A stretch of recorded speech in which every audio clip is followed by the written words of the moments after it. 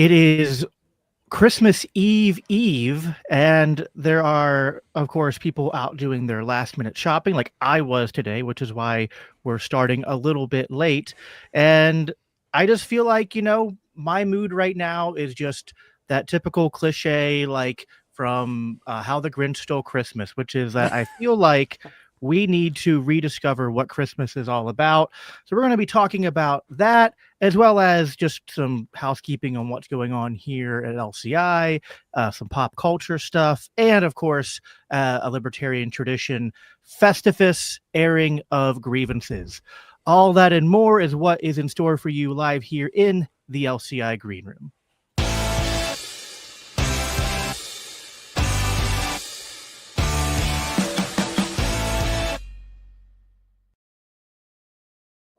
Hey, everybody. I am Jacob Winograd, host of the Biblical Anarchy podcast, and I'm joined tonight by our fearless founder, Mr. Norman Horn, Dr. Norman Horn, I should say. How are you doing, sir?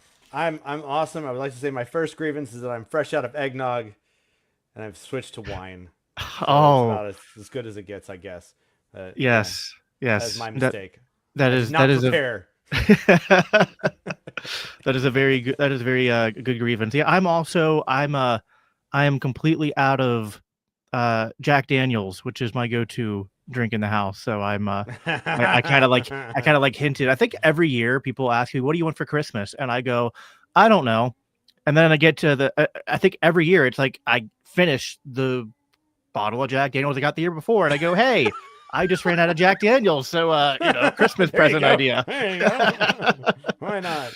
Tried and true. Oh Uh, man.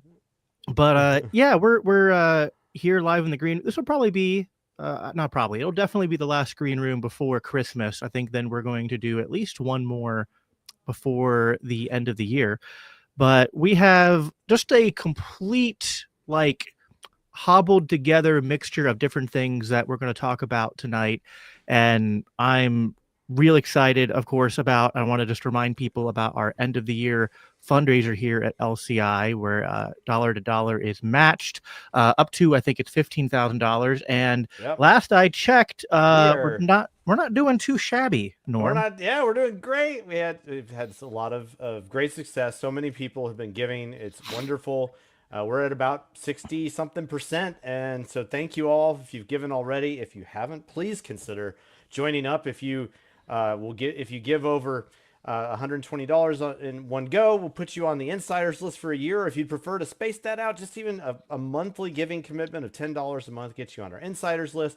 But whatever you can do, we do appreciate. This is how we keep the lights on. This is how you keep getting content. This is how we get to spread the word across the world. We're read in over 100 countries, reaching over 2 million people a year. Just last month alone, we had our biggest month ever in the country of China, with a ton of people looking into what we had to say. I don't even know how to respond to that, but we are all over the place, guys. It is an exciting time, and 2026 is going to be even bigger.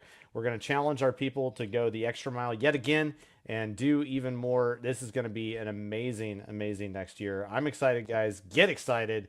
This is going to be awesome because there is so much left to do, so many more people to reach, and there's just so much that we have in store for you, and that what we can bring for you, what you can bring to your friends and family, and what we're going to together bring to the world in reaching people with a message of the cross and a message of liberty. So please, if it's within your capacity to give, we hope you'll make that a priority before the end of the year. And of course, we are a 501c3 recognized charity, so every gift is tax deductible. So if you're looking to make sure that the government gets a little less money, please consider us as your first option. Of course, we also encourage giving to your local church. You should do that too. So yeah. Yes, of course, always give to the church.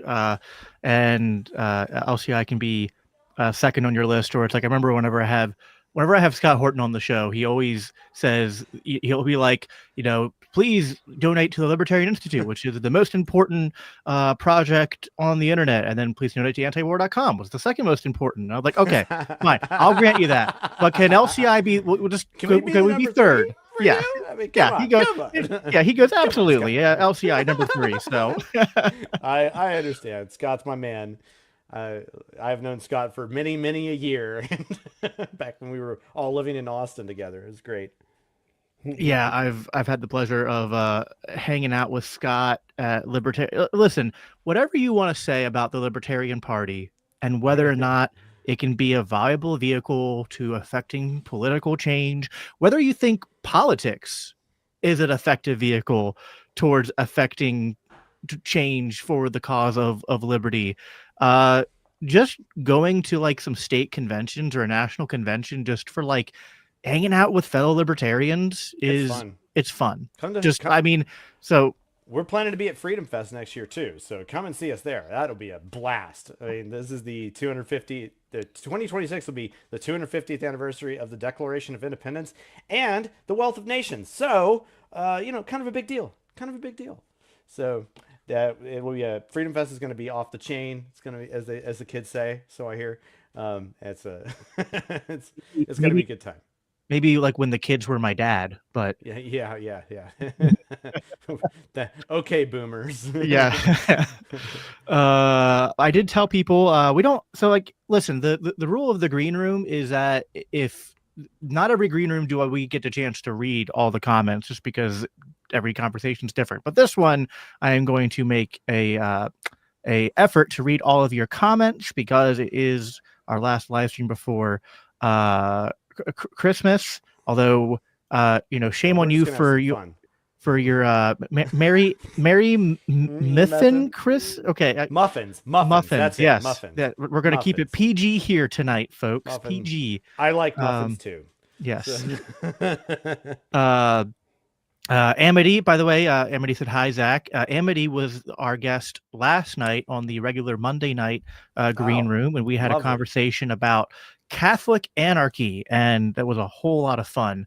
Got into some if you like getting into the weeds of like doctrine, and also we did like a sort of like juxtaposing how a Catholic approaches libertarianism versus a Protestant approaching libertarianism, and how there's a lot of similarity, even if we might use different terms. So it was a very, very, very fun conversation. Had a lot of fun Thank you, with Amity, that. for doing that. That's awesome. Let's see. Buck Isaac said, "Good evening, Amity. I am not going to say the numbers that come between 5 and 8 in that order. I'm sorry. Des Tan Z Sumrail 699. Is YouTube Oh been my around gosh. for so long that this is just like all Apparently, that's this is a left for thing. you when you make a username is just like completely in? I mean, there's probably some reference that I don't understand to that, but some of the names are just, I feel like people come up with them just to watch YouTubers sweat trying to pronounce them when they read the comments. I'm pleased that I got to be an early adopter of Google, so my email address is pretty simple. Oh wow. Yeah, you know what's funny is that like Jacob Winograd is not so Winograd is not maybe a name people have heard of that much, but there are a lot of for the Winograds that exist, which because it's a big country, there are a lot. A lot of them take the name Jacob. So it's very hard for me to fight for that name, which surprises me because I remember when I first started doing like internet stuff, I thought that my name would be one of a kind, but apparently not. It's Apparently not. also there's even like a weird obscure video game, like an indie video game that has a big like cult following, and there's like a a doctor of the mind in that game who is named Jacob Winograd. So Oh, I need to it's find funny when this now. it's funny if you Google me, actually, heck, we can do this I'm right gonna go now. find this later, We or can now. we can do it now with For lo- the Do share it live. screen. Do it live. Yeah, why not? It's open and unscripted, right? So yeah, there's doctors, there's of course the author. Here we go. It's called Undone. Und- Uh he looks just like you too. No, yeah. uh yeah, so okay. when people search me, there's a little variety of All right. All right. options you'll get there. But Lovely. Buckeye Zach said it's always great when the eggnog is empty, with a throwing Hey, up if it emoji. ain't your cup of tea, that is okay. I And can only take Amity, it a couple times a year too. So it's like, Amity said she's drinking White Claw. I don't even know what White Claw oh, is. So, it's a seltzer, spike seltzer sort of thing. okay. I will get to more of your comments as we go along, but I wanted to read kind of the ones that were there at the beginning. I had, you could almost say this is like, before we get into the actual airing of grievances, this has been, I guess, a grievance of mine probably every Christmas. Uh, but I heard that song, which comes on all the time, which I remember listening to as a kid and thinking that, like, this song has a weird sound and rhythm to it, and the words are interesting. Doesn't quite fit the rest of the songs. And it's the song, Do They Know It's Christmas? And apparently, as I did some research in preparation for this episode, and I don't know if you can vouch for this, Norm, and if like you have any like anecdotes from when this song came out. But I guess when it came out, at least for some people, it was controversial because there were certain lines in it that people. I mean, there was all sorts of things. Some people felt like it was just like too, I don't know, like offensive to people celebrating Christmas, to be like, like too shaming towards them, because the point of the song was Christmas kind of shaming. trying to tell people that, like, hey, there's people who are starving in Africa, and like, you should care about them. They might not even know it's Christmas because of how bad their life is. Then there were some people that got offended because they said it was uh too like overgeneralizing Africans and the culture and state of Africa, and there's all this different stuff. So I don't want to focus too much on the song, but the song, since I've become an adult, when I hear it, it's like, maybe we can nitpick the song, but I think there's something to the message there, which I kind of resonate with, which is that, it's the time of year where like, Christians will sing hymns and carols about, Jesus, Emmanuel, and, the expectation of the coming king, and that he's going to be known as the, Prince of Peace, God with us, and all of that. And it just feels like maybe for at least some Christians, they're saying those things and they don't think about the implication of, like, you know, the Christmas message beyond just like, you know, singing them to make you get all the warm fuzzies at this time of year. Um, but I don't know. Do you have any thoughts on that, on the song, or on uh Okay, what I'm full spitting? disclosure, I did not know that was a song. So so I don't know anything about Oh, that. okay. So that's one I have not heard.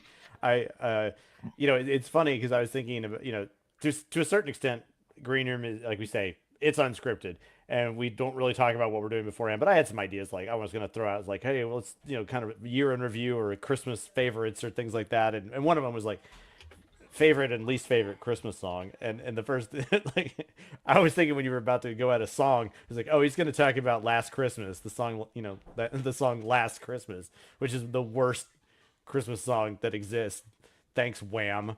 You guys have completely given yourself a shameful legacy just from that alone.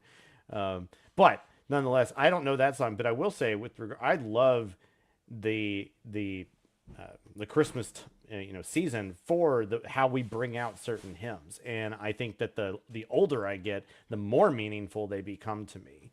And I would just encourage people to really, like, instead of kind of looking at it like, ah, here we are again. It's more of a, if I come at this hymn probably once a year. What am I to get from this? And then you start reading, some of the lyrics, the serious stuff, and you're like, oh man, this stuff is awesome. Whether we're like, especially when you start, hitting some of the lesser used verses of certain songs. "Oh Holy Night" comes to mind as having, some verses in that song where people get very worked up on the chorus, of course, which is great. But uh, like, there's just absolutely beautiful lyrics in that song. Truly he taught us to love one another. And that verse is just terrific. There's so many good verses that we don't always pay attention to because we kind of have to keep. Sometimes we get used to the litany of things moving faster through it, and we have to get to the next song rather than kind of savoring the content therein, the theological content therein, really. And then of course just the beauty of that art is something else as well. Some of the greatest works of art have been written in in honor of the the Christmas message, the coming of Christ. Handel's Messiah, for instance, being one of them. You want to get into the spirit of Christmas, watch or listen to Handel's Messiah. I mean, for a time, like it is absolutely phenomenal, right? You know, it may not be everybody's cup of tea to listen to all the time, but you can't help but be moved by things like the Hallelujah chorus or "For unto us a child is born," from the words of Isaiah and whatnot. I think that is something that is to truly be celebrated, and to celebrate the Christmas message with great music to me is like a real hallmark of who we want to be as a congregation together. I mean, to me, congregational singing is just part and parcel to like a large portion of what it means to be Christians together. Because singing together in that manner is just so huge.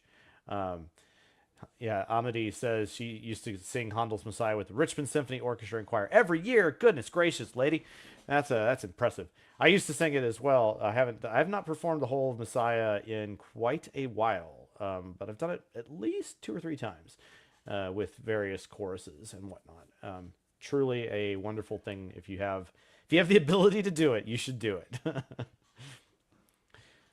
Yeah, we unfortunately we usually do Christmas caroling, but we missed it this year because we were all much too sick to go out there in the cold and uh, try to. Plus, I didn't have a voice, and then my wife lost her voice, and it just wasn't going to work. But yeah, Yeah. I love Christmas, and it's funny because like, I grew up in a. So my dad was born Jewish, Mm. and then converted when he was like a kid. Now he's deconverted. That's a whole other different story. But he was never really big on Christmas. Mm-hmm. So I didn't grow up in a house. We celebrated it, but we didn't like go all in. We didn't have any like. I remember. I think at my life group, like our Bible study, like 2 weeks ago, they were like, "What's your favorite Christmas tradition?" And I was like, "From like when you were a child," I was like, we Ah! didn't have any Christmas tradition, like opening presents. Like we got a Christmas tree. Actually, I think there was one year we didn't get a Christmas tree. Oh man. So I was like, I don't have, I'm hearing everyone share their Christmas traditions and feeling a little bit jealous. Although it's like I get to enjoy that now as a father, right? I'm Mm-hmm. making Christmas traditions with my family. So I've really embraced the spirit of Christmas, I think, as an adult. Uh, but yeah, I think that, this is something that I think extends beyond just Christmas, which is a tough thing to balance to strike, I think, where with everything we do here at LCI, which is kind of like, you don't want to rub people the wrong way and get too in their face and like tell them that like you're being a bad Christian. But it's also like I do want to challenge us to kind of like not be too comfortable, to not like just coast through things, kind of like what you're talking about, like coasting through hymns and Mm-hmm. coasting through certain things that like have a lot of theological significance that maybe we, especially here in like the western part of Christianity, have perhaps either forgotten, or we've sort of mixed and muddied that up with uh some like like an Americanized version of Christianity. And I think it's a tough balance to strike. And it's even like, I think it's also tough, just like, so like the song I brought up, I was going to read at least some of the lyrics to you, since you've probably heard it before. It's on the radio all the time. I Maybe you just might. don't listen to the radio, but I kind of don't. So. okay, well then maybe that's why. But where do I want to start? So it says, but say a prayer, pray for the other ones. At Christmas time, it's hard, but when you're having fun, there's a world outside your window, and it's a world of dreaded fear where the only water flowing is the bitter sting of tears. And the Christmas bells that ring there are the clanging chimes of doom. Well, tonight, thank God it's them instead of you. Um, And then there's this refrain throughout the whole song that says, "Feed the world and let them know it's Christmas time," is like the chorus that repeats over and over again. So like the verses like hit really. So the weird thing about this song, I almost want to play it for you because the song sounds cheery, but the words, like I just That's read, are that's not cheery. really, yeah, Uh, rancid. um, But and so again, Like, this song I was doing, so like I would hear this growing up and it would be on the radio all the time. And I would be like, that's a little like I would just kind of be even as a kid, just be like listening to the words that I could make out and just kind of feeling like this is weird. This doesn't fit with the rest of my, it's like Frosty the Snowman comes on, Rudolph the Red-Nosed Reindeer, Beyonce comes on, and then this song comes on. You're like, one of these things is not like the other, right? And um but was there that sung? Surely that was sung by a billionaire or something. I don't know. it's Like by a band called Band-Aid. I Band don't Aid. yeah. It's a song by Okay, Band-Aid. It's what it says on I've never heard that on before. Google at least. Um All right, but it was somebody about support me in the chat. If you have never heard of this song before, let me know. There's AT Leon. He's AT Leon is on your side. Jacob apparently knows that. I'm yeah, AT Alien is his Oh, name. okay. Yeah. I know him semi personally from online interactions, and the Ah, first time he was in the comments I pronounced it wrong, and then oh, okay. I had to learn to pronounce it correctly, and then I had to sit there and remember. But Gotcha. uh yeah. Guys, somebody come and support your boy. Come on. I don't. Come on. Well, anyway, I'll have to share this with I you. could sing four like multiple harmonies from "For Unto Us a Child Is Born" from Handel's Messiah. I performed the bass, I performed the tenor. I'm not a musical neophyte, but I don't know that song. Um, well, like here, I think I'm just gonna play like I'm not gonna play the whole thing. I want Oh to play just no. like I want you to like hear just the bizarreness of how those words are played in a very happy way. Um, all right. You got this? I had to get to share this tab instead, and Okay. boom. Okay, maximize it. Let me know if you guys can hear this. Yeah. And it's a world of dread and fear, where the only water flows, the bitter tears, and the Christmas bells that ring are the flag each time to do. Well, tonight, thank God it's them instead of you. And there won't be snow in Africa this Christmas time. The greatest gift they'll get this year is life.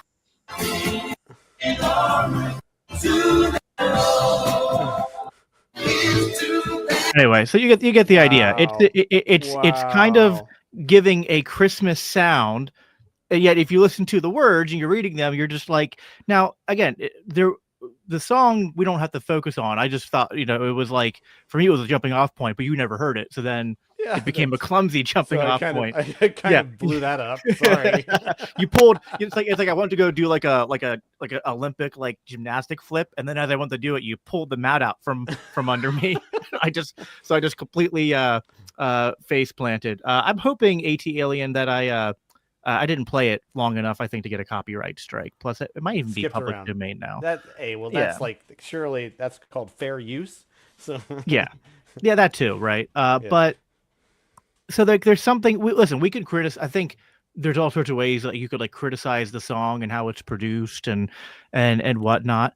But there's like a version of that message though that I guess describes how I feel, where like like there's certainly places in the world right now where it's like on Christmas Day while we're enjoying our time with our families, there's people who are uh, really suffering. And then now, to some extent, as Christians, we know that suffering and sin will persist until Christ comes again.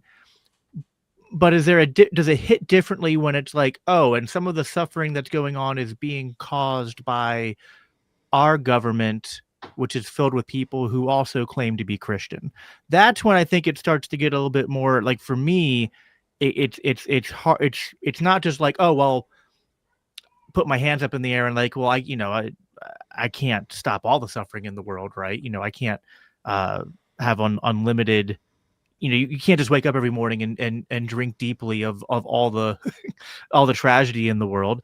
But there is something to uh, like the juxtaposition of like singing about Jesus as our Prince of Peace and God with us, Emmanuel, and then like there are Christians who sing that, and then we'll then like the next day be like Lindsey Graham and say like we need war with Iran now, and go or like someone who I used to really respect, a guy like Jordan Peterson after October 7th, saying like, go finish them, give them hell, Netanyahu. And I'm just like, okay, like, listen, and listen, Israel has the right to defend itself. Ukraine has the right to defend itself. Like, all caveats aside, but like, shouldn't we as Christians not be celebrating like war and death and cheering it on?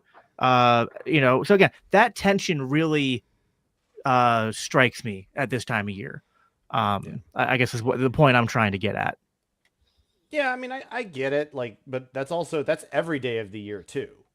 Are we going Yeah. to say would we do the same thing at at every possible holiday and whatnot? I mean, like we just appeal to what is it? Which epistle is it that says some people consider all days the same and some consider some special than others, and to each of like isn't that like First Corinthians or Second Corinthians? I think it's one of those. I'm misremembering, but like I get it. And I think those are things to keep in mind, but that also should not keep us from celebrating what God has done. In fact, if anything, it is precisely the Christmas spirit, the reality, not the one that says, "Oh, let's go buy a gift," but rather the Christmas spirit of Jesus is the Prince of Peace that should be motivating us to make changes as best as to our own ability in our own sphere of influence toward positive, peaceful interaction with others throughout our day. Like I can't change certain things that are happening in Ukraine or Israel Palestine or things like that. I can speak up about them to the best of my ability. That's fine. But what I can control are my own actions, and it is appropriate to celebrate that which is inspiring to our future activity as Christians. And the virgin birth, the coming of the Messiah is the genesis of the gospel story for us. That is worth celebrating, in a special way once a year, sure. And it's worth, with apologies for my weirdly intermittent video. I don't know why that's happening. Um, it seems not to be affecting my sound. At least that's good. But I can see you fine. yeah, but nonetheless, like I respect that it is worth remembering the suffering of others too, and we do that, and those are but it's also worth celebrating. Oh Um, yeah, I you think know, it's definitely worth. Like I'm not saying to celebrate Christmas right? less. I guess there's something about like when I see other Christians celebrating Christmas, and then it's like I think I think I actually agree with you. Where I think part of my issue is that for them, this one day of a year, they will at least nominally focus on themes that I'm like, hey, this is true every other day of the year, right? Yeah, Like, this is and this is the opportunity that we have as Christians often yes, to make some of the like the little bitty bits of impact onto people's lives that we don't necessarily get at other times of the year. And if that means sometime, and like even with respect to the song, like if that means for them, for the guys who wrote that, let's just say, given them, let's say those guys have great motivations. We'll just attribute that to them. Who knows? But maybe that's their way of trying to do something positive, and maybe it had an effect on some people. And if it did, great. Yeah, it was attached I'll to like a fundraiser for Ethiopia. great. Like good for them on trying to make an impact on in that sort of way. I can't begrudge them that at all. Yeah, and but Weird then as it like on might the seem flip to me. So, on the flip side, there's this tension. Like I really struggle with this. I think some of it is maturity. Like Mhm. so, like I've been interacting over the last couple of months with a lot of the more younger and I say younger to you, and like I probably still seem like a younger libertarian in your eyes. But like I'm 33 with 5 kids, and I'm interacting with like 18 and 20-year Yeah. old libertarians that don't have, they're just getting their lives started.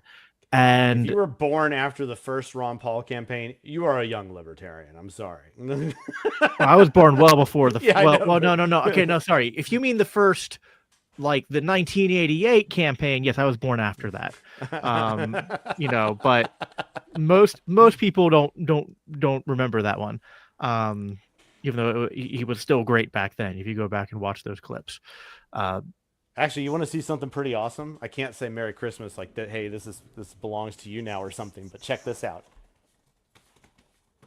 I got this. oh, that's cool. This I got this from when I was with Ron in at the birthday party a couple of months ago, right? And that was yeah, that's an original 1988 poster. So or That's really banner. cool. Eventually that'll be up on the wall. We're in renovation mode right now. So Yeah, I'm no, gonna you were sending me pictures of just tearing up your floor earlier today. yeah, it's been a day. Um, yeah, I think that the point I was making with that when I'm interacting with the younger libertarians, they are in like they're basically what I would call, which if when libertarians aren't Christian, they don't know this term, but I know you'll get it. They're like cage stage ANCAPs. You know what I Yeah. mean? Where Yep. and it's like I don't want us to be that. Hmm. Like I'm not saying that like you get to Thanksgiving dinner or you get to Christmas dinner and then you pull out like, Anatomy of the State and then be like, let me introduce you to Rothbard and by the way, why do you advocate for my enslavement? Right? You know, Yeah. Yep. like probably not the right approach to doing that. And Yeah. even just in like everyday conversation and whatnot, like I think there's a tension as Christians where like we don't want to turn people away, but we want to try to push, so it's like it's finding ways to just like, interject a little bit of truth when the opportunities come up and plant a little seeds and ask. I Yeah. think the best way to do it is just ask thoughtful questions. Hmm. During certain conversations that are going on naturally. So I think I'm in this weird point where I've matured to that point, but I still feel that like when I see the young guys, I'm like, listen, I get it. I still have that kind of like youthful angsty energy where my initial impulse is to sometimes like immediately open my mouth and start like tearing into things that people say, and Hmm. then but a little bit of wisdom has softened my tongue to hold back and to figure out more persuasive ways to go Yeah. about it. But I get the fundamental impulse that some ANCAPs and libertarians have, where like you see a lot of injustice in the world, and if you see people who are kind of missing that, you want to try to like there's something in you that wants to like shake people and get them to like look at this. Hmm. No, it's interesting um because point like I would point to another like sort of instance of pop culture that kind of tries to put a different spin on things a little bit, and uh, there's a movie. It's on Netflix right now. I found out this just a few weeks ago, and so I've been wanting to watch it again. The French pronunciation is, I believe, Zoe Noel. It was a movie made in Europe. I'm pretty sure. It's subtitled because it's kind of important to that for the story itself. But it's basically a dramatized rendition of the World War I Christmas truce and what happened during that time. With what, and that's kind of a really fascinating instance in history where there was a war going on, and the no man's land was definitely a place where no man wanted to be. period. It was a stalemate even then. It was a 19 yeah 1913 1914. Um, it was the first, I think it was the first year of the war, one way or another, and it was kind of crazy because like what happened was that the people began to, they wanted to people wanted to start celebrating Christmas, and so they started doing so, and there were people on both sides of no man's land who started singing hymns, and they heard each other singing Yep. hymns, and so one side would sing a hymn, and the English on one, and the English sang, Silent Night or something, and then the Germans on the other side sang the Silent Night, but in German. And then they, what that resulted is, hey, you guys want to come and talk? And so they ended up, everybody put down their weapons and they went into no man's land and they actually talked and they exchanged little gifts and they played soccer together and they exchanged Bibles even. I mean, things happened there, and then they found themselves in a position where, wow, I don't really want to fight these people anymore because suddenly the barriers of the state that were keeping these people apart and saying they are the enemy, you need to go kill them, were suddenly broken down. It Yep. didn't matter that they spoke different languages. It didn't matter that some leadership above them said that they were supposed to be enemies and you're supposed to go out there and you're supposed to shoot guns at each other. Instead, it was, we actually have something more deeply in common, and it is far more, and like they found out that there was something more important to what they were, to who they were, and some of them they didn't want to fight anymore after that. Yeah.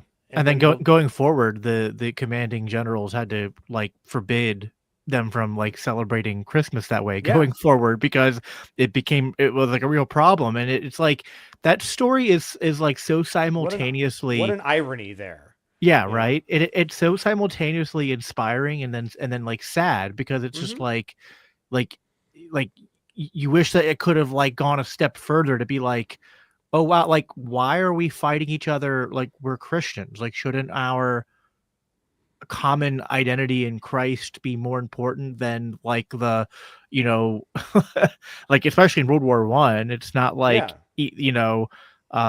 either side is like fighting because of like their country is in like existential danger of being taken over by some hostile invading force. They're just literally right. fighting because of all these entangling alliances and whatnot. And I don't know how much you've studied World War One, but I've listened to like documentaries and like long form podcasts that read like the literal like primary source like documents describing the conditions of the trenches in World War One, and it Yeah, is just horrific. like it is. I mean, words don't do it justice. It's Mm-hmm. absolutely harrowing stuff Yeah. to read about. So like it's yeah, it's crazy that like they stopped for Christmas, and then whether it's through fear or whether it's through intimidation, whether it's through just that still basic indoctrination that I'm sure that they were struggling against. Uh, you know, we're back fighting each other the next week. It's um, but it's like I guess to tie a bow on this part of the conversation, it's just like um there's just too I see too many people who profess Christ who don't seem to, maybe they'll like give it lip service on Christmas, but I'm like, hey, shouldn't like every day we be praying for peace and an end to wars and for these, all these strivings and silly divisions that divide us as humans and then especially us as like Christians, like to cease? Like shouldn't we be rooting for like, and it doesn't mean that we naively believe that there'll be an end to war and conflict while we still live in a fallen world. But like, there's certainly a big difference between like, setting the goal and striving toward it and falling short versus like, like pretending you're for that goal, but then in actuality, pushing against it 364 days of a year. Mm-hmm.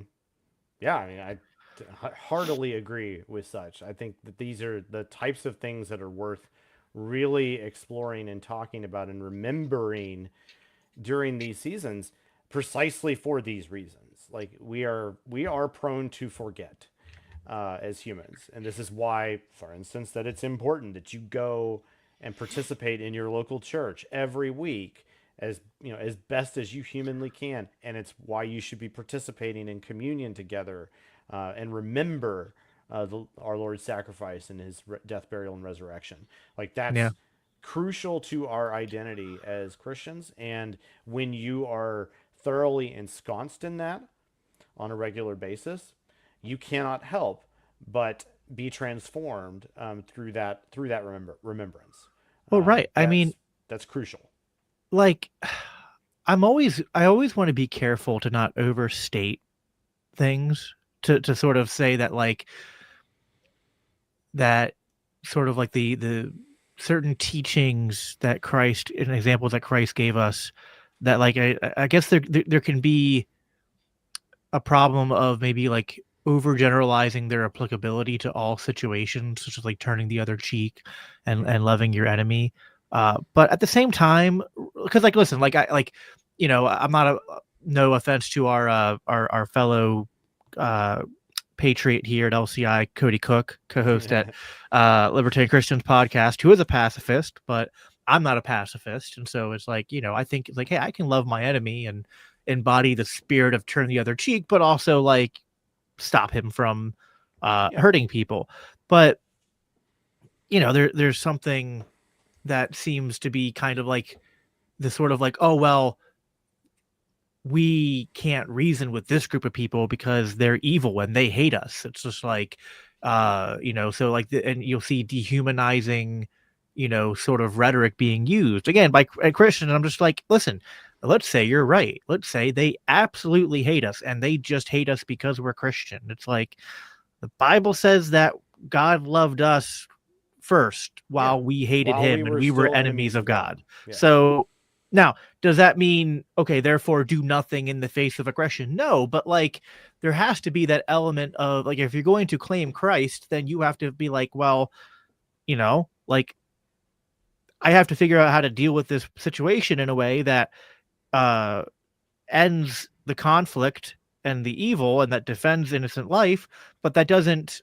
go into too far into that down that path to the end of just hating these people and applying collective guilt, collective punishment to groups of people, and just like wanting them dead. And that's where my heart is at. That's I guess and we can use that as a well. Let me read some of the comments, and then we can transition to the next section. Let's see here. I was providing some extra little commentary in the or at least resources in the chat. So are you guys excited for Christmas? I'm doing Secret Santa. I'm excited. Last year Santa ate the whole table. Sad, but maybe he was starving. Was it a gingerbread table though? Let's be honest. It probably was a gingerbread table.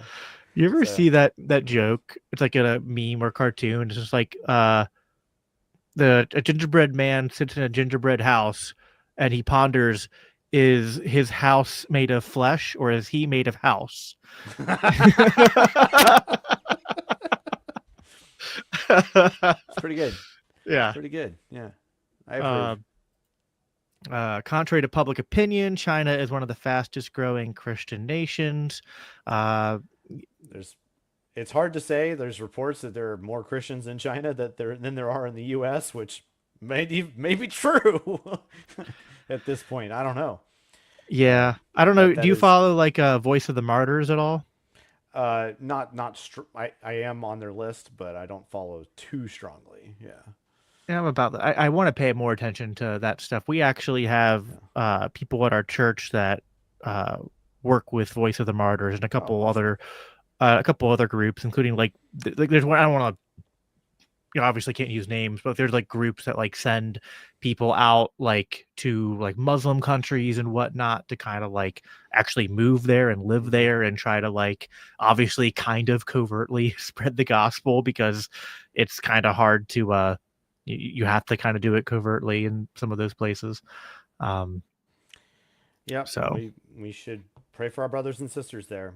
I'll note that, like, one thing, it's we're not Trump we don't always trumpet these things around too much, but right now we are in the process of bringing more of our material into Eastern countries. If we want to, did note a direction there, we're going to have Faith Seeking Freedom is going to be translated into Korean next year, which is very exciting. I think that there's a lot of opportunity for sort of expanding reach into those countries. I talk to people periodically from the Philippines, from Sri Lanka, and elsewhere. And of course, there's obviously a strong presence in Australia. There's a lot of room for growth in those areas, and a lot of ways in which we can continue serving. So we just have to do the best we can in providing the witness to it. And so, pray that we do well in that, because we're just trying doing the best we can at times. Yeah, we even have I have received messages, like at least 3 or 4, surprisingly, of people who listen to my show who live in France. Yep. Which is, I know very little about France outside of World War I and World War II history trivia. Well, But I can tell you, already that, like, one of based on our statistics and things that we track on the website, we have ways of generating translations on the fly for people in different languages, based on using AI and software and whatnot. We're kind of at the forefront of trying some of these things in a greater earnest. And so if you want to see more of that, hey, click that donate button. We're trying the best we can. We're experimenting. We're working it out. But one of the most requested languages is typically French. yeah, And that also, is not just from France, though, but also from Canada. So French well, Canada is right, very interested. yes, obviously Canada Yeah. has with Quebec French-speaking people. Mm-hmm. Amity said, my least favorite Christmas song is Mary Did You Know? Yes, Mary Knew. Yeah, I know, but I don't know. I like that song. I know some people think it's a little like, obviously she knew, but I think there's, I don't know. Like, I Well, love that it's part where it's just like, what's that, like, do, when you kiss your little baby, you kiss the Son of God. Like, maybe this is different for a Catholic, but I guess for me as a Protestant, when I think about Mary holding baby Jesus, like, I just think like, I'm sure she knew, like, yeah, the angel told her things, mm-hmm. and to the extent that she might have known about biblical prophecy, she might have been able to connect some dots. But to be there actually holding your baby and be like, this is the Son of God and the Messiah in my hand, like, that just is like, there's knowing it, and then there's like trying to like fully comprehend that. And I'm sure that's something Mary, I think Mary probably had like many moments where it's just, surreal, especially as, watching him grow up. I mean, that's one of those things that's like, people will be like, what's one of the first questions you're going to ask when you like go to heaven, or if you're Yeah. allowed to do that, if you're not just like instantly like beam the information in your head. I'm just like, we know so little about Jesus's like childhood and upbringing and whatnot. And I just think that's like, if I was going to like critique the Bible and be like, there's one area where there's not enough detail. It's like, there's that 30-year gap where we have so little information that like could have just used a little bit more. I mean, come on, like one more chapter. Be careful, Jacob. That sort of thinking inspired the Gospel of Thomas. I know. No, I'm kidding. But, no, I kid, but I don't kid. Yeah, I mean, I like Mary Did You Know in certain respects, but it's definitely not my favorite. Do you have a least favorite Christmas song? Oh, I mean, if we're just being broad, I already said it. Like, it's "Last Christmas" by Wham. Oh, okay. Yeah, that's in turn. If we're talking like, I don't know. Like there are some Christmas hymns that I don't favor as much. Um, I can take or leave a few. There's some that I have and just a really kind of not exactly. It's not rational love over. Like I just like the song a lot, even though it's not super spiritual. But yet it kind of gets lumped into hymns. That one in particular is "In the Bleak Midwinter." I love that Oh, song. I just heard that. I had never heard that song, and Oh, I then love that but song. my It's great. wife had heard it, and then when because I asked her, we're just making conversation, and I was just like, what's your favorite Christmas song? And she's like, I don't have a favorite. Like I love it. I'm like, well, like what's one that you're listening to the most lately? And then she told me that, and I was like, I've never heard of it, and she was like, what? And then starts like, trying to find her favorite version on YouTube to play for me, and yeah, that is like It's a a lovely song, not exactly yeah. theologically rich, but it's great. Yeah. It's great. My Uh, least favorite Christmas song is Little Drummer Boy. I just don't understand the point of it. I don't even think it's a good story. And it's such a slow song. It just like I mean, maybe it's not that long, but it feels long. It feels like it takes 10 minutes to get through the song. So that's my least favorite. okay. Okay. Yeah, I can understand that. I like it's that other title for that, if I'm remembering correctly, is "Do You Hear What I Hear," which I think can be, if when it's done well, it can be really cool. Um, yeah. Another one I'm not a big fan of, and this may be heretical to some, is like the what hark how the bells, dun, dun, dun, dun, dun, dun, dun, dun, dun. I don't like that Oh, one. no, That's what's that called? that's like that's not It's that something that's with yeah bells. I know yeah what you're talking about. that Carol one. of the Bell. Yeah, it's Carol of the Yeah, Bell. Carol of the Bells is just not my. I'm not into that. That's just I that's think, my well, that's one of those songs that I think that there's good versions of, and yeah then there's other versions that I don't like. yeah. Um, I mean, I love you don't even like the what is it? The what's that one like electric rock Oh uh, yes, orchestra that does the rendition of it? you're talking about the Trans-Siberian Orchestra, Yes, which yes. happens to be playing right now about 5 miles away from me in the Enterprise Center in St. Louis, Missouri. Uh, I just found that out today, so they're performing in town today. You should have Which is said, and I would have gone, but the LCI green room but was more important. yeah. But I also heard they were playing Carol of the Bells again, so I was like, not going. No. No. That's fine. Yeah. Amity said, I love that once a year our Protestant brothers and sisters venerate statues nativity scene. Just a little good natured ribbing. Yeah, Okay, rub it in. Rub it in. oh All right. All boy. right. I get you there. What's funny? There's one of my friends from church. He's not a libertarian, but he might as well have been doing a Festivus airing of grievances. He was like, I hate the song "Away in a Manger" because it's biblically illiterate. They weren't in a manger. A manger is the thing that Jesus laid in. What they were in So was a is barn. the But grammatically illiterate. yes. Okay. Okay. Okay. Yeah, so it's one of those Well, actually, actually. moments. All right. Well, we don't actually know that they were in a barn either, for that matter, but that's a whole nother thing. So Yeah, it's a whole other thing. Let's see. Okay. Doc's in the chat, or at least he was. Said, has Norman ever heard Grandma got run over by a reindeer? Because that's the Okay. critical question. Yes, I am aware there is such a song. I have heard it, and that would be the type of question that Doc Dixon would ask. He's sticking true to the persona. Good man, and happy birthday again, Doc. Since it is his birthday, like what, yesterday or the day before? I think it was a couple of days. I always miss people's birth because, like, I only know about people's birthdays on Facebook, which I log into once a week, and then Yeah. I'll like see like, oh, 4 days ago, people And like wished people you have happy like birthday, and 40 I go, birthday yeah. notifications you have to do. It's like crap. 5 kids. God bless you, Jacob. Yes, Yeah. and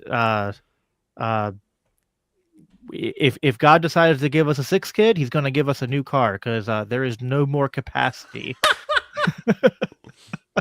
Get to work. Yes. So so in that, if anyone out there wants to, make a really sizable donation. support the Jacob New Kid Fund. Oh gosh.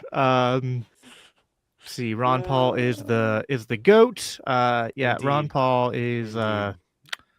he's too good for politics. Yeah. Uh, Indeed.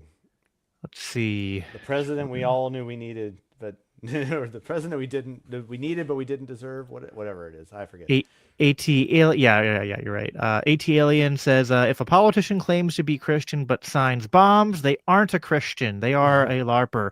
I'm sure that's a very just kind of vague example, not at all pointing to anything that's happened in the real world. Certainly not something that happened in my home state of Pennsylvania. You know, I've soured a lot on the Trump coalition, on Doge wasn't what we wanted it to be. Vivek dropped out. Kash Patel, Pam Bondi, all them, big disappointments. But I will always have a soft spot for Vivek because of just the way he, in a very unchristlike way, eviscerated Nikki Haley in the Republican debates. I think didn't he call her like Dick Cheney with heels or something like that? Yeah. Or Lindsey Graham with heels, something like that. I was just like, I was like, listen, I was like, on one hand, as a Christian, I feel like we should try to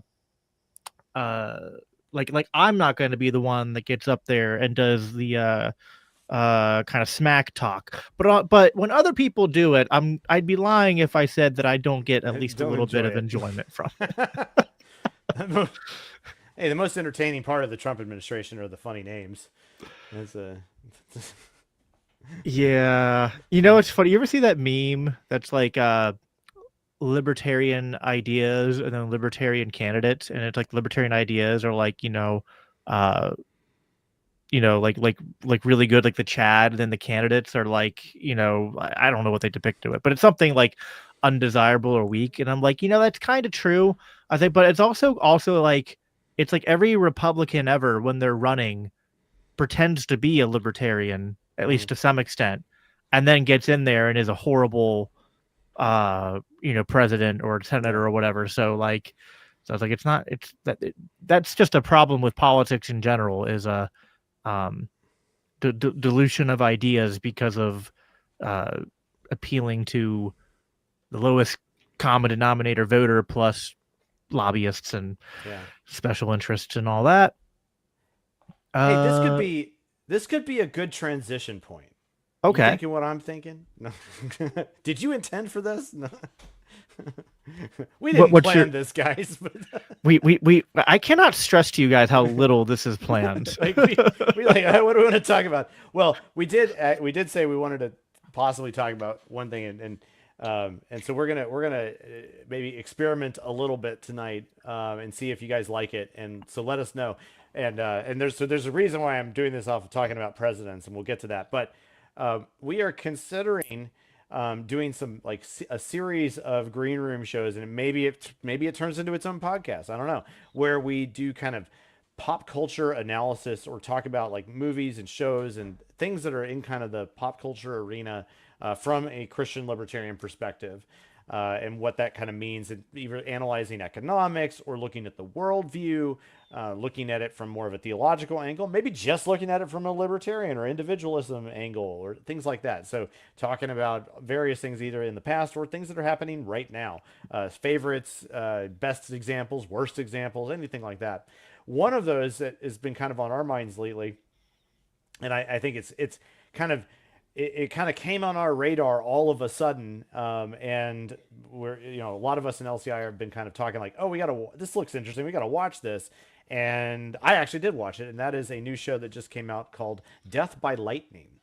And so in the spirit of kind of talking a little bit about what's happening in kind of the pop culture arena, and also dovetailing off of this, some discussion about presidents, might be fun to talk a little bit about Death by Lightning, which is a dramatization about a very particular president.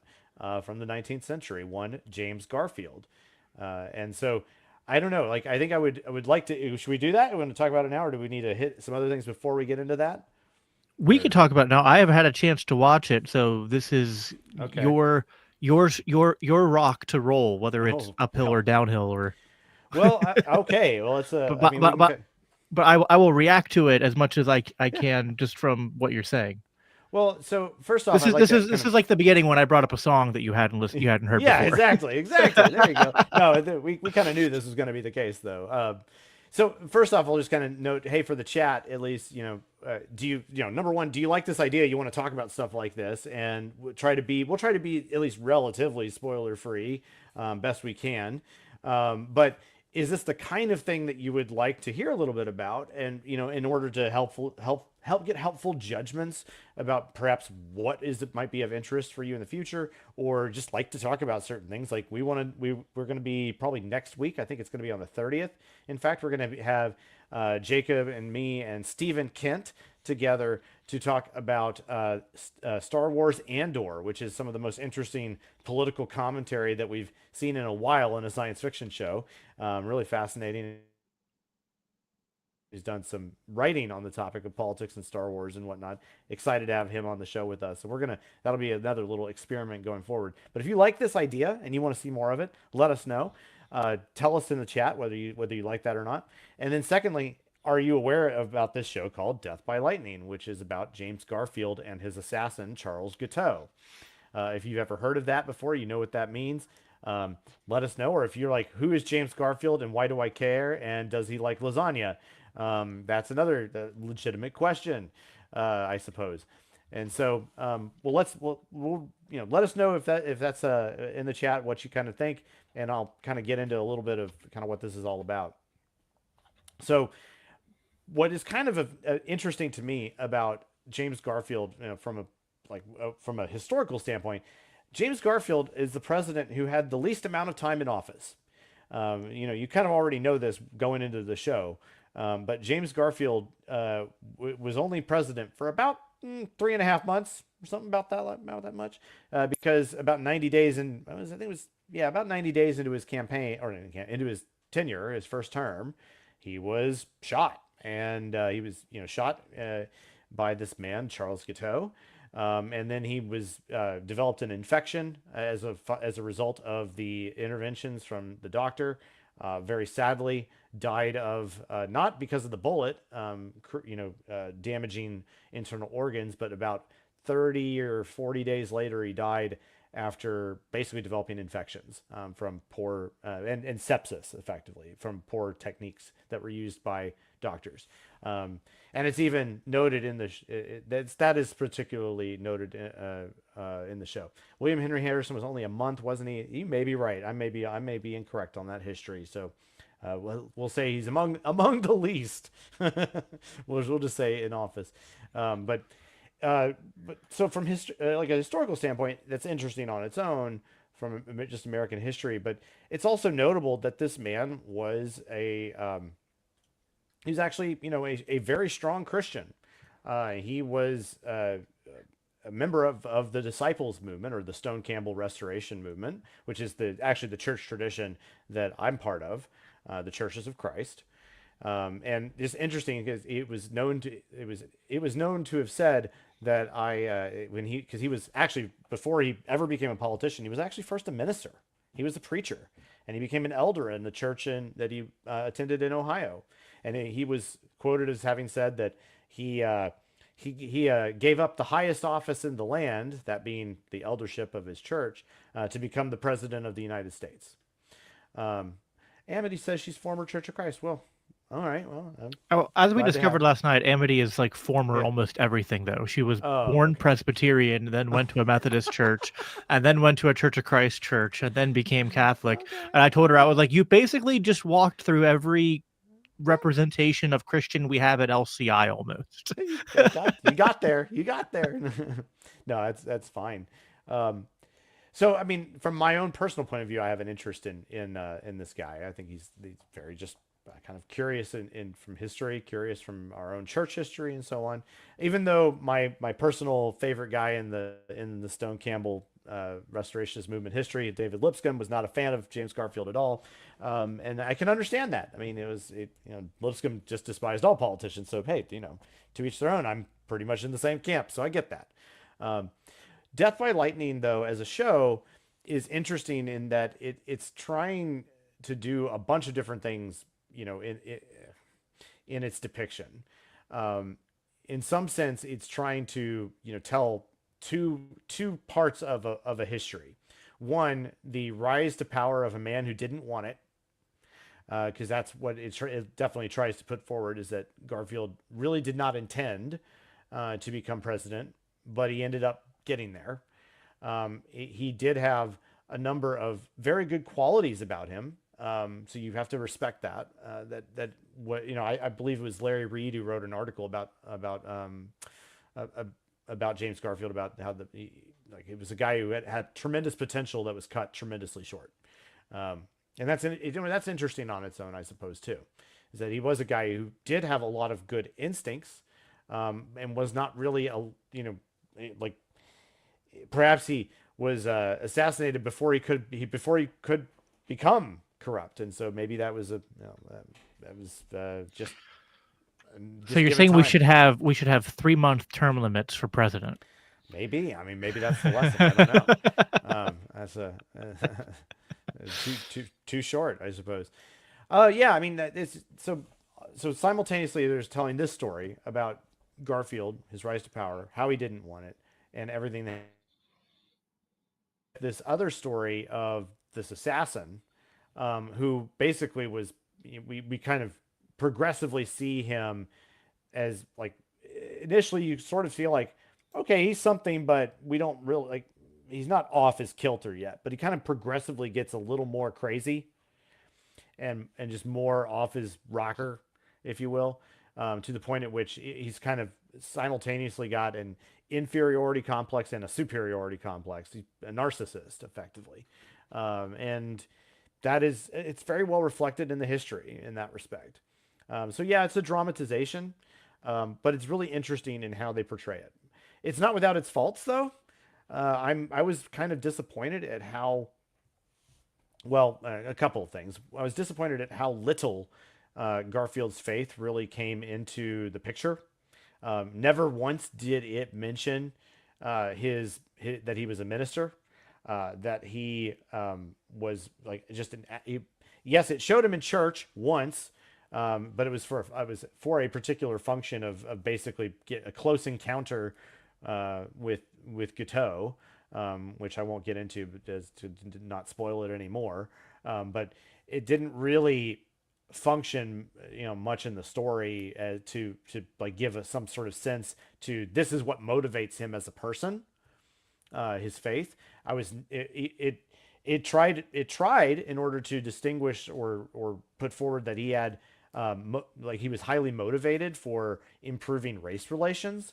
It didn't get into Jim Crow and some of the bad the particular laws, but he was definitely on board with trying to help people in the Reconstruction era and help Black people get a better situation.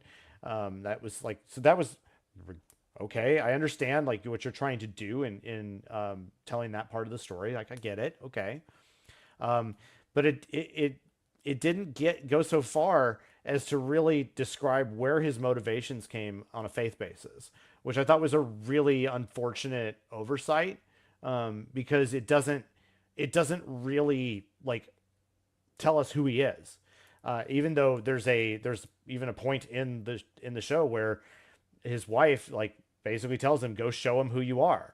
It's okay, do it, show us who he is, and it doesn't really do that. In addition, I would say it's definitely not appropriate for young teens, or it's certainly it stays well to a lot of the history in as much as we understand the politics and the people involved in the politics. But it also dramatizes some things like the fact that Guiteau was involved in the Oneida Free Love Society of New York, with some scenes that were very highly inappropriate. And so I understand what they were trying to do in bringing some of that in the sense of trying to show that part of the mental issues of Gateau were in part due to him being even rejected by the free love community in New York. If you're familiar with that sort of thing, it's a bit weird. Nonetheless, like it was a bit much. So there are things to be commended in the show. There are, but there are also some things that were just really subpar. And I wish it could have been better. But it's interesting to view as a Christian libertarian from the perspective of like, look at this different time and the ways in which corruption was so deeply embedded in the government, even in the 19th century. It's like, you want to talk about, you know, you want to talk about greatest country in the world and that. Like, look, guys, like, we're just human beings.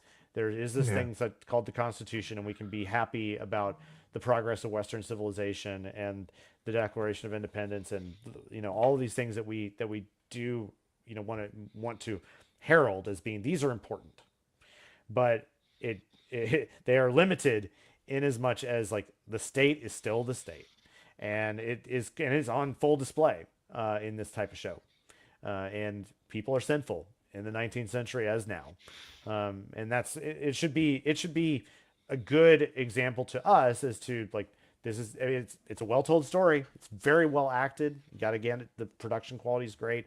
It's highly entertaining. It's hilarious at times as well. I think it's worth watching with the caveats, and I do think that it's important to remember that like there's more to these situations than they're even saying, and it's unfortunate that certain things get elevated above others when the importance of certain things to those people are way out of proportion. It was, other stories about Garfield, like saying things like that he was declined a meeting on a Sunday morning, for instance, to the Secretary of State. It was an essential meeting. It had to happen, and it was scheduled. And he said, "I'm sorry, I'm not going to attend. I have a prior engagement on Sunday morning." And it's like, how dare you get there? Got people getting all up in arms that he might have a prior engagement on a Sunday morning. And they ask what it is. And he's like, "I have an appointment with the Lord to commune at his table, and I will not be held from that, or I will not hold the Lord at to time," or something to that effect. I'm not gonna. And in other words, that he prioritizes, like, to his credit, Garfield did prioritize things differently than we see a lot of other people, especially in today's world, demonstrate on a daily basis through their actions. So to that end, I think it's interesting. It's a good example of how to do certain parts of dramatization of history well and how not to do other things well, particularly well. But to each their own. I recommend it with the caveats that I've already mentioned. It is an adult show. Be warned, and so on. Yeah. Well, listen, I mean, to be fair, you wouldn't want to do something deeply offensive like portray someone with deep religious convictions on a, on a Thanks, highly viewed Netflix. television. Like, but we can, now Netflix can publish a show about like, children doing weird, like, sexually twerky things or drugs or whatnot. But, God forbid we talk about God. Yeah. Talking about God or religious convictions, that's a bridge too far. Yeah. I'm afraid. Exactly. Yeah. It's one of those things where like, it's hard. Like, I can be very nuanced about some things, and like I obviously, because I'm a Ron Paulian, I'll look at like the Ben Shapiros and like the Daily Wires of the world and be very frustrated with them. But then, like, to the extent that I see them rail against sort of the secular left-leaning liberal in quotes, not real liberal, but modern liberal kind of stranglehold on media and Hollywood, it's like, well, I kind of root for them to some extent as like, like people who are trying to make it more acceptable to push conservative or just Christian values in entertainment, and being against and also like being against the cancellation of actors who just even privately express their faith. Oh, sure. But yeah, it is certainly, there's a lot of angles from what your description of the show was that I find uh, compelling. Like it would, I was sitting there thinking like, and I don't know much about him, but I'm just wondering like, does anyone it's like, does anyone think that like, even though it was in the 1900s and earlier, I was like, does anyone think that it was the deep state that took him out before he could, That's interesting. do any, real change? Because I was like, because uh, we look at all the conspiracy theories that came out about Charlie Kirk and the conspiracy theories that came out about the attempted assassinations of Donald Trump, the conspiracy theories around JFK. Yeah, and I try to be like not. I try to find that middle ground of like not being prone to like just accepting conspiracy theories blindly, but also kind of like trying to like view them with the same sort of openness and skepticism that I would any official narrative that's being sold about something.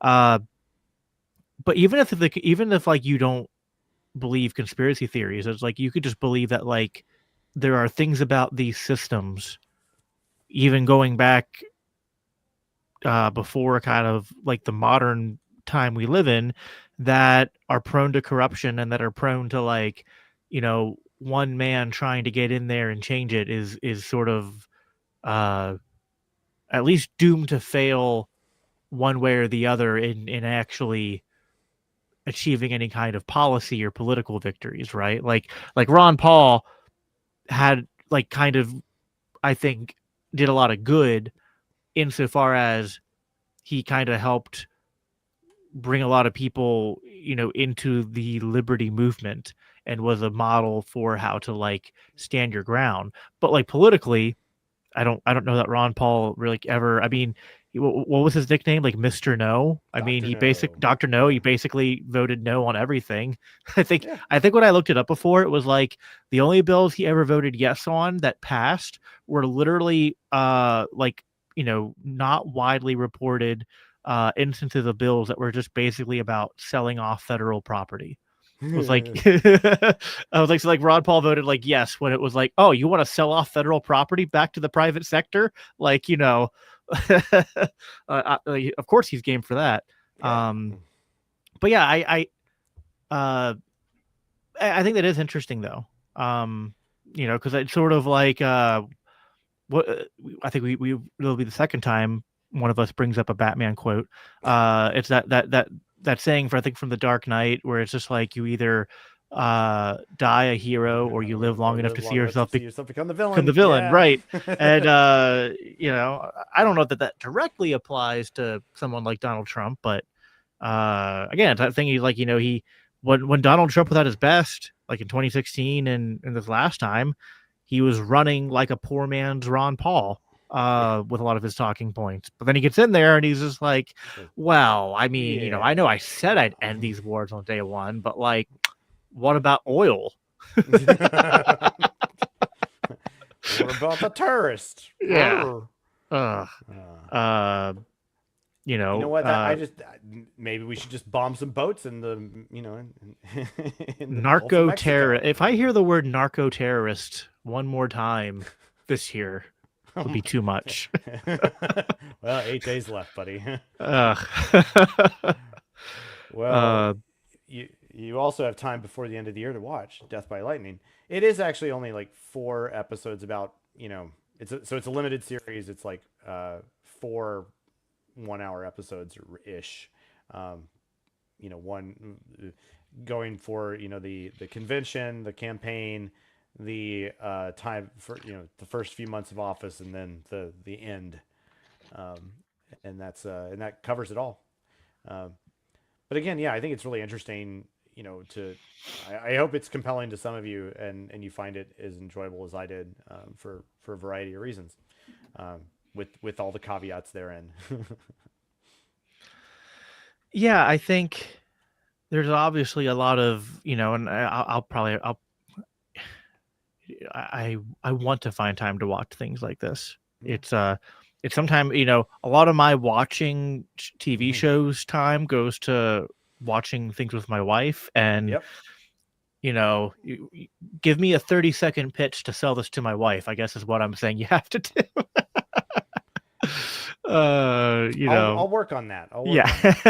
We'll grab the transcript of this episode and we'll throw it to ChatGPT and have it analyze it. With Andor, it was just like, well, it's Star Wars, so like that's easy. That's not as big of a sell, but you could just say a president dies. A president. That's like the game. Like describe something in the worst way possible. Way too short movie descriptions. Yeah. Okay.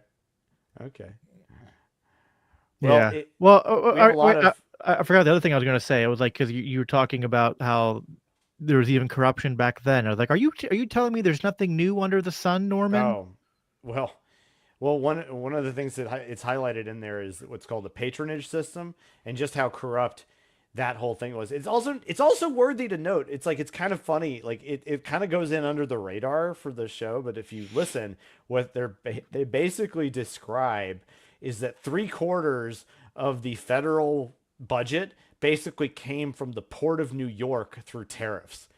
The government was small enough, but still not small enough even in 1881 to fund 3/4 of the government through the tariffs alone. So, which is ironic on some level, because to me, because of course we don't obviously agree with tariffs, period. But what we've been told by Mr. Commander-in-Chief of late is that we'll fund all of this all this government stuff that we were already doing. We'll fund with tariffs, and then now it's like that narrative is completely changed, and now you're just supposed to be getting money back from the government in the form of some sort of check, I guess. Right. So your point is that even the government that was way smaller than what we have now from way back then couldn't be completely funded with. It wasn't even then. Yeah, even then it wasn't. Even then it wasn't. You have to this happens in like a 40 seconds of the show in the entire 4 hours or something. Like, it's less than that. I mean, it's just funny. Like, I kind of was taken aback, like that they say these little bits, and I'm like, is that true? And like, but that's what they indicate. Okay. It was just funny. And I mean, truth be told, of course, like the numbers like there would have to be like 300 or 400% tariffs on all exports from every country, everywhere, for a year, just to cover the deficit alone of the federal budget, which is just like absolutely insane. Don't tell me, Mr. Trump, that we're going to be able to fund the government through tariffs. No, it's not happening, and this is all. I mean, stupid. just the interest on the debt has become a big, like, I think one of the top 3 line items of the budget. Oh yeah, is just paying the interest on the debt. Yeah. I mean, yeah, when it continues to do that, I mean, what an absolute mess. But it is interesting to look at the scale of numbers. There are a few times in the show where you get a sense of like the difference of the economics in terms of the inflation, the effects of inflation from back then. There's one point that even Charles Guiteau says that he raised $450 for Garfield's campaign, which is a non-trivial sum of money back then. But that's what it was in 1881. So, funny how. Yes. Well, yeah, everyone let us know what you think about that idea, and certainly also tune in on the 30th for the Andor one. I'm really excited about that one. That was a I don't want to spoil any of it, but that show, it was one of those things where like it started out really slow, but then by the time you got through season 1, and then season 2 was just like there were moments there that are just like, I want to like I even try. I think I made a post about one of the moments where I was just like this is the moment we're in right now, just in case you didn't Yeah. put two and two together. I remember when you posted that. Yeah, that's true.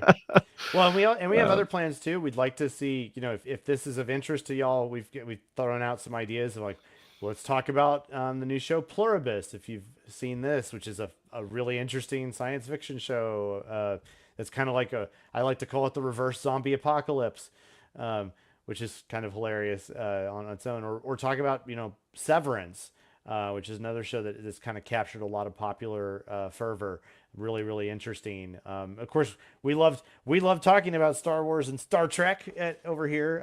One of my favorite clips ever was a good news, bad news episode where we were talking about Star Trek Picard, and there's a little clip where you can watch Matt Bellis's soul leave his body as I am talking through some Trek with him, and he just goes, "Oh no!"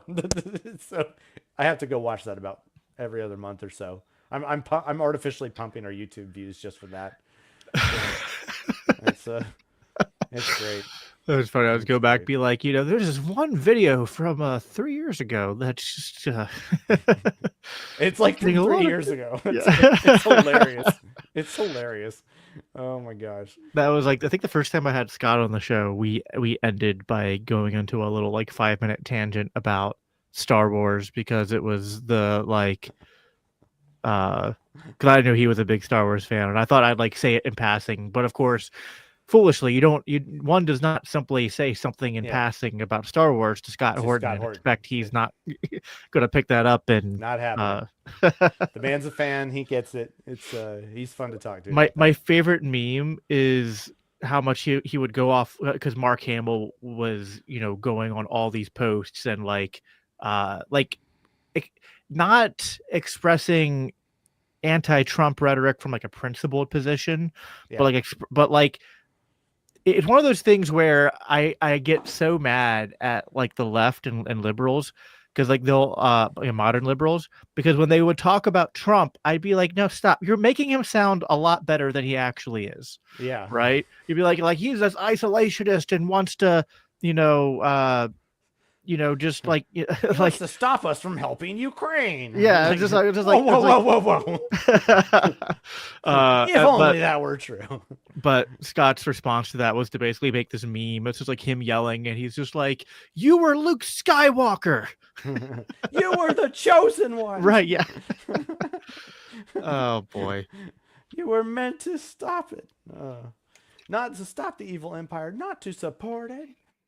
Yeah. Right. It's like, yeah, wouldn't it be funny, Mark Hamill, if you were like a star in a movie trilogy about a republic that overexpanded and became an empire? How that didn't work out very well. Anyway, something like that. Something like that. No similarities at all. No, do we want to end on I don't know, do you have any Festivus grievances that you need to air, Norman? Man. I still don't have eggnog. That's unfortunate. I am also getting I need some water, but I may have to I'll hold out here. No, I mean I like my grievances for this season are just being so absurdly busy and not getting enough sleep. But that's just part and parcel to being a dad these days, I think. But no, it's been a good season thus far. I've had, I had too many good things happen to be too grievanced about too much, I suppose. I think my biggest grievance that I wanted to air tonight is that I have been on the Libertarian Christians podcast and I've been on the Protestant Libertarians podcast. Mm-hmm. I've been on all sorts of libertarian shows, but I have yet to break through the glass ceiling or whatever hurdles need to be jumped through to get invited onto the Reformed Libertarians podcast. Oh. When I am a Reformed Libertarian in LCI, so Carrie and Greg, you guys are on my naughty list this year. And fantastic. Fantastic. Anyway, I love it. Okay. Okay. No, I love those guys. They don't do too many interviews, to be fair. So, To be fair. and to have me on would just basically be like, so Jacob, we want to talk about all the things we agree on. Right. Exactly. So, That's uh, fine. It's all good. it's all good. Uh, Love those two. They're if you guys if you're new to us and whatnot and you don't know Carrie and Greg, Carrie Baldwin and Greg Baus from the Reformed Libertarian podcast, and you are of the Reformed variety in Christendom, we heartily encourage you to join up with them, listen to what they have to say. It's really interesting. You'll definitely be the better for it. So I encourage you to check them out. It's good. yeah, absolutely. They don't release as often as maybe the other shows do, but when they do release, It's worth it. it is absolutely worth it. It's I always say I am they are quality over quantity, and Always. I am definitely more of a mixed bag there. There are, Wow. I mean, I think my episodes are okay, but there are some episodes where it's just like well, it's just different because my episodes aren't as I do more of a variety. I think they do very theologically deep episodes, and I do kind of a mixture of theology and my show is weird. It's like one episode can be reading a bunch of scripture, and then the next episode is a bunch of foreign policy, and Yeah. then the next episode is oh, Bob Murphy's here to talk about economics and the Federal Reserve. So it's just like it can maybe give people whiplash at times, but I try to make the connections between foreign policy and economics and theology because I think that they're more connected than maybe people. I mean, I think it's what we all do. What Yeah. we're all doing in our own unique way here at LCI is trying to get Christians to consider their theology more, like we always should be, and also considering how politics and economics are not these separate areas of human life and experience that theology does not come to bear on in terms of what our values and ethical considerations Yeah, would determine. I think there's a lot of virtue in being a variety, and there's a lot of virtue in being specialty. Like both of those have a function and a form and a usefulness. I'm glad that both exist, right? We should be, I am very adamant about that. Just because you have good theology doesn't mean you're going to understand all of these topics equally well. You need to understand something about economics in order to perhaps make better judgments about what it means to live out certain values in the world, or at least analyze them better. Because that's just part and parcel to how it works. Like I don't, as my father-in-law likes to say, the Bible doesn't teach you to bake a cake, and that's just an example to suggest that you need more than just theology to operate within this world. Period. Like that's like you just Yeah. kind of we have to accept that that's a reality. Just because you have good theology doesn't mean you're going to make good scientific decisions at the lab bench. Sorry, Right. Exactly. Yeah. right. And I made that same compare. Like I think that, like I think the Bible is not primarily concerned about the administration of law and contracts and private property rights. It certainly talks about law and contracts and property rights, and we can construct those ethical norms from it. But then it's like, all right, the same way that you need people who specialize in science to then create things, you need people who specialize in law and expounding a legal theory to help you solve conflicts in a way that is Christ honoring. And I think that's where libertarianism comes in. It's not, I think that maybe that's where libertarian Christians, where we're different, is like we obviously are Christians first, and we have ethical considerations that go beyond just what libertarianism talks about. But libertarianism is kind of like it's a specialized study of a particular type of question within the realm of like Christian ethical Yep. thought. So There's a sense in which these varying disciplines have a mediating impact on each other. Taken to any singular extrema, you can find examples of people who go off the rails, ranging from, if you have, even as you potentially said earlier, like you could, in a kind of naivete way, look at turning the other cheek and overemphasizing that to the point at which you, like, you don't, in an unhealthy way, are interacting with the world. That's possible. And it's not, maybe it's a bit of a cliche to say that that's sort of the too much. Is that too much of a good thing? Well, I don't know. Maybe not. But these disciplines have a mediating impact on each other. For one, for a person who is potentially so obsessed with material science, like I mean that like experimental science, natural science, that sort of stuff, and like I'm encouraging of studying the sciences. Obviously, I'm a professional in that myself, right? But what is possible to become if you overemphasize those sorts of things? Well, you might become like a materialist, one who doesn't respect the fact that there is a transcendent reality at all. And that is, or a total positivist in your outlook of epistemology, and you might have a mistake. You'll be making mistakes. You may still be a good experimentalist, but you'll be bad at philosophy. And likewise, like there's all sorts of ways you can screw up, but there are prime values that we also work under, and that's where that's why we are Christians first, of course.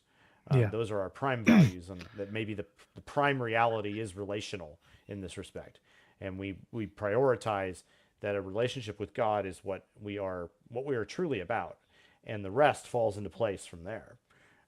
Yeah, absolutely. I mean, like if the two greatest commandments are love God and love your neighbor, it's like, well, then libertarianism is a tool that helps you to better in both. I think it applies more to loving your neighbor, but I think also like there's a really strong emphasis in libertarian thought about making sure that government is not sovereign, and making sure, like, part of loving the Lord your God with all your heart, soul, and mind is making sure that you're not falling into any kind of political idolatry or worship of the state, or the state just taking up, or even not even just the state, even just the idea. And I think this is the biggest challenge for Americans, is just making sure the idea of the nation doesn't become an idol as well. So let's do some real quick. We'll do like 5 of these rapid fire Christmas questions to close us out. All right. Yeah. Sounds great. All right. Christmas tree, real or fake? Fake. I tried fake out for a while. There's something convenient about it, but listen, the real one is like more work, it's more money, and it's more of a mess, but I prefer it. I can understand that. I respect it. It's sort of a family tradition from time immemorial, so it's kind of used to it, and I'm okay with it. So all right. Totally respect it, though. Christmas music before Thanksgiving, yes or no? No. Well, okay, with caveats. With caveats. Okay. With caveats. Handel's Messiah, Amity, good anytime. But and there are certain songs that I think, like, there are actually there are some Christmas songs that kind of function throughout the year, and do really well. And there are actually some other hymns that we do sing throughout the year that are very appropriate at during the Christmas season that we don't typically focus upon, which is maybe to our own detriment. Fair enough. Favorite, but actually, with the final caveat, I hate to say it, but anything regarding Santa Claus, absolutely not. before Thanksgiving, don't do it. That's heresy. No, I think that's fair. Yeah. Favorite Christmas movie? Oh no, oh man, if you, I mean, of late it has been like Joyeux Noel, but that's a bit off the beaten path. I'd probably have to go with either Elf or I hate to say it, It's a Wonderful Life. It's great, even though it's terrible. It's great and terrible. That is the most ironically named movie. Yeah, You know, the old one that has Bing Crosby in it called White Christmas is actually a pretty great film. That one's fun. I I feel Or like my black and my white favorite film. Christmas movie has changed a lot, but like right now, maybe it's just because I just watched them with my kids and it was just such a good time. But the Home Alone movies have kind of risen to Oh my kind of yeah, top as of late because like I mean you enjoy them as a kid because it's just like it's fun, slapstick fun. Yeah. but there's actually like some decent like not just like like moral lessons and whatnot, but like talking about like religious values playing out. That whole scene in the first movie where was it what's the kid's name? Is Is it that the one where Kevin? Donald Trump comes in and gives him a Bible? Is That's that it? that's no gosh no. Okay. No, never mind. Never mind. Oh, my bad. Oh gosh, that'd be a funny parody to do of Home Alone though. Have no, but I can't remember the kid's name in Home Alone. Macaulay Culkin or I can't remember his actual name. Is it Kevin? Kevin? Yeah. Yeah, Kevin. When Kevin goes to the church and he runs into his neighbor, the old man who's like he's really scared of, and then realizes he's not that scary. But then like he's talking about like they're in church and they're talking about God, and then like Kevin challenges him to be like, you know, uh ask his family for forgiveness and what like there's just stuff there. I'm just like they don't make movies like this anymore. Yeah. So I don't know. That's my answer to that. Yeah. Let's see here. Do one. Okay, we'll end on this one. This is the most important Christmas question that needs to be answered on this program. Did Grandma get run over by the reindeer? No. Die Hard, Christmas movie or no? Yeah, I think it might be. But the argument I heard someone made against it was that it takes place on Christmas, but the plot wouldn't like the movie could have taken place on any other day and it wouldn't change the plot, which I feel like is half of an argument, but I kind of feel like that part of what made the plot work was that it was Christmas and no one was expecting like the police weren't taking it seriously that like there'd be some major terrorist attack on Christmas Eve at a party and whatnot. So I think I don't know. I don't know, but what else should be a Christmas movie is Monty Python's Life of Brian. Did you know that? Oh, God. Hey, Brian was born in the same day that Jesus was born. That makes it a Christmas movie. There's